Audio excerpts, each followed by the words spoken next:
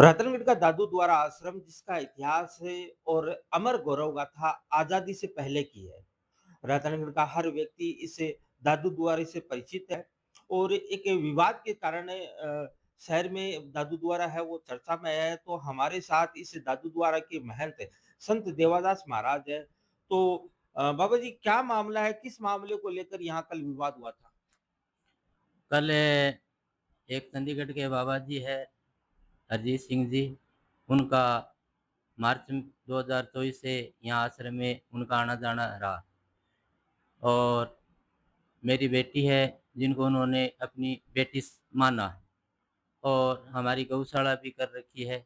गौशाला में उनका आना-जाना हमेशा आया, काफ़ी बार आए, यहाँ भी काफ़ी बार आए और कुछ दिनों से 6 महीने पहले मेरे को कुछ ऐसा लगा कि बाबा जी का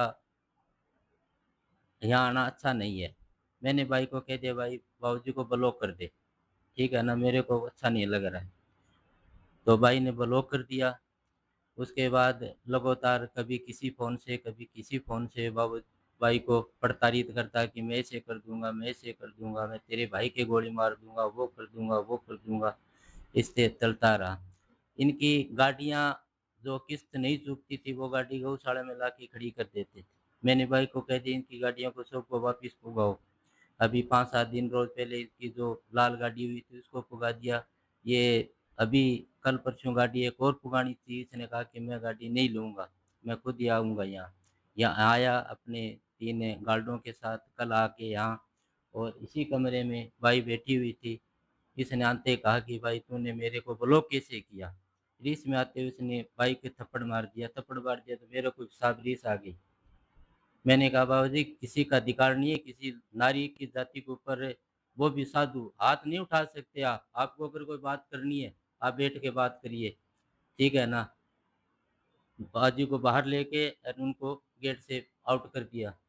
आप पहली बात तो आपके जो शस्त्रधारी है उनको वहाँ रहना चाहिए थे गेट के ऊपर। कोई प्रोग्राम नहीं था जिसके आप शस्त्रधारी आश्रम के अंदर आए। आपको गेट में इनको वहाँ छोड़ के आना था, आप आ जाते आराम से। इनका जो मेन मुद्दा है, न तो इनका कोई पैसों का रोला, न कोई सोने-चांदी का रोला।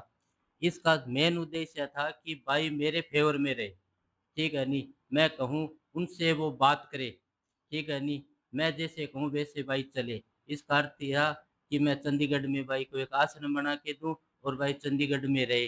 अभी कल समझौते के तौर पर उन्होंने हमें थाने में बुलाया था। इसने मेरे को शर्म आती है महाराज, किस संत ने इतनी बड़ी अपने आप को अंतर्राष्ट्रीय संत कह रहा है।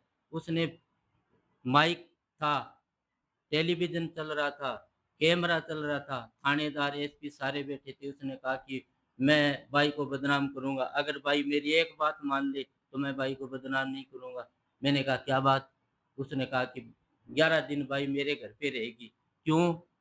इसकी प्रॉपर्टी है जो इसके घर में रहेगी, क्यों रहेगी इसके घर में? कौन-सा ये सवाल है? कौन-सा ये मतलब है? मेरे को रीस आ गई थी उसी समय। मैंने कहा बाबा जो कुछ तेरे को करना है वो कर ले। ठीक है ना? दूध का दूध और पानी का पानी एक दिन होके रहेगा। मैं अपनी बेटी का भविष्य हूँ, वो मेरा भविष्य है तो वो मैं उनका भविष्य हूँ, ठीक है ना?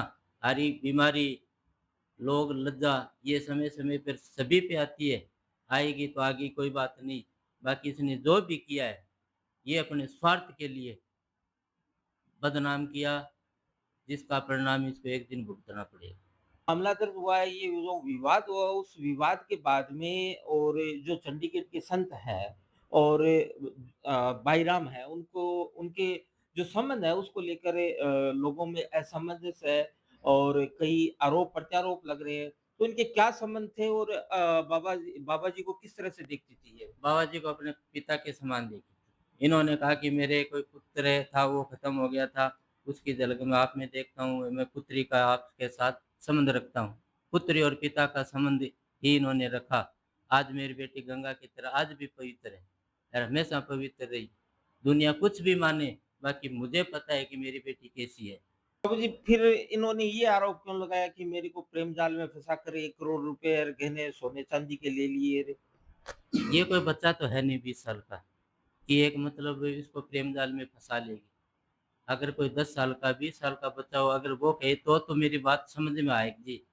एक 40 साल से और 60 साल के बीच का बुजुर्ग आदमी ये कहे कि मेरे को प्रेम जाल में फँसा लिया, एक अंतर्राष्ट्रीय संत बोल रहा है वो, और उसने कहा कि मेरे को क्या प्रेम जाल में फँसा लिया?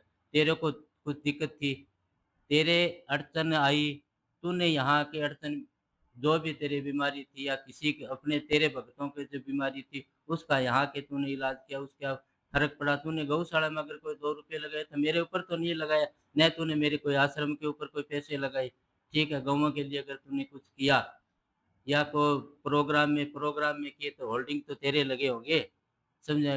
अगर कोई होल्डिंग के साथ होगी तो उसके तो पैसे लगेंगे, चाहे वो कोई करे। अब ये कह रहा है कि मैंने 1 करोड़ दे दिए, तो 1 करोड़ दे दिए तो कैसे दिए, वो तो पुलिस जाँच में आ जाएँगे, ठीक है ना? दूध का दूध और पानी का पानी हो जाएगा। करोड़ रुपए दे दिए। ये खुद किराए के मकान में रहता है, समझे? कि गाड़ियों की इसकी किस्त नहीं भरी हुई है, 6-6 महीनों की इसकी किस्त ड्यू पड़ी है, जिसकी ड्यू होती है वो लाके गौशाले में खड़ा कर देते हैं, क्यों? भाई ने इसको बाप का दर्जा दिया और इसने ये सिला दिया मेरी बेटी को कि पूरे विश्व के अंदर इसको बदनाम करके छोड़ दिया। जब खुद का मकान किराए पे है तो उस आदमी 1 करोड़ रुपए होगा तो वो अपना मकान बनाएगा या दूसरे को देगा? पहले अपना मकान बनाएगा वो। किराए पे रह रहा है, ये कंडाटा बेचता है, वीज़ा बनवाता है, किसी से कितने लेता है, किसी से कितने लेता है। लोगों के कि न जाने कितने लोग रो रो रहे हैं आज। तो बाबू जी, ये जो विवाद हुआ, इस विवाद को लेकर आपकी तरफ से भी कोई पुलिस थाने में मुकदमा दर्ज करवाया गया? हाँ, बिल्कुल करवाया है। भाई महाराज के जो भाई है बाबूलाल जी, उनका उन्होंने नाम लिया है। 3 जनों के नाम उन्होंने दर्ज करवाए हैं। हमने भी उसका कोर्स में आज मुकदमा दर्ज करवा दिया और उसकी जाँच चल रही है। तो ये थे दादू द्वारा आश्रम के महंत संत देवादास महाराज, जिन्होंने इस प्रकरण को लेकर कटाक्षेप किया है। उन्होंने अपनी भी बात रखकर बताया है कि किस प्रकार बाबा जी ने यहाँ आकर दुर्व्यवहार किया, और उस दुर्व्यवहार के चलते इनकी पक्ष की ओर से भी रतनगढ़ पुलिस थाने में मामला दर्ज करवाया गया है। तो इसी के साथ हम आपको अलविदा कहेंगे। हमारे यूट्यूब चैनल और फेसबुक पेज को लाइक, सब्सक्राइब, फॉलो ज़रूर करें और कमेंट कर ज़रूर बताएँ आपको ये खबर कैसी लगी। धन्यवाद।